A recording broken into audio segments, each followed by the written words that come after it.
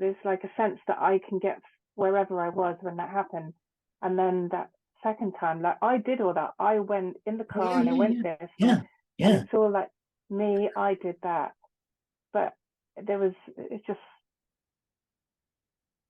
I don't do any of that. I can't. There's nothing there to do it. That's it. Yeah. The unit was reading a book at the time that it happened. And or I had been reading a book at the time that it happened.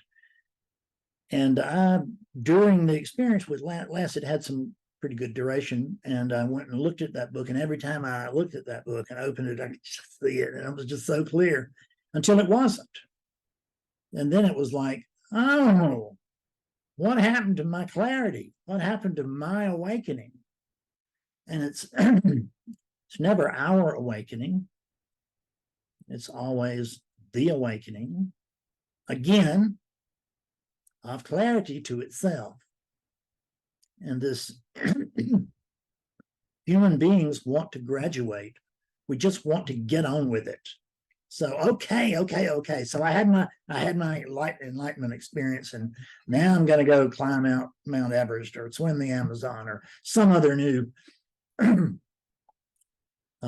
bucket list thing. It just doesn't work like that. It just doesn't work like that. And I know that there are people that have had just a single awakening and they've been brilliantly clear ever since, but I never met them. I've not had that. I didn't have that experience myself, and I've not had that experience. And if I listen to Adyashanti, it doesn't sound like he had that experience, or Eckhart, he didn't have it either.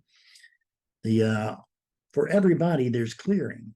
Eckhart went and we think about him sitting in the park. Well, what do you think he was doing for 2 years? he was clearing. And when he came out, he was done. He was very clear. But we think that there's this magic event, this magic place, and we get there, and then I'm going to have a permanent awakening. But there's nothing here that's permanent that could have a permanent awakening. There's only this, and it's changing all the time. There's no Fred Davis over here that finally got it, and I've got it in my pocket, and don't you ask me again.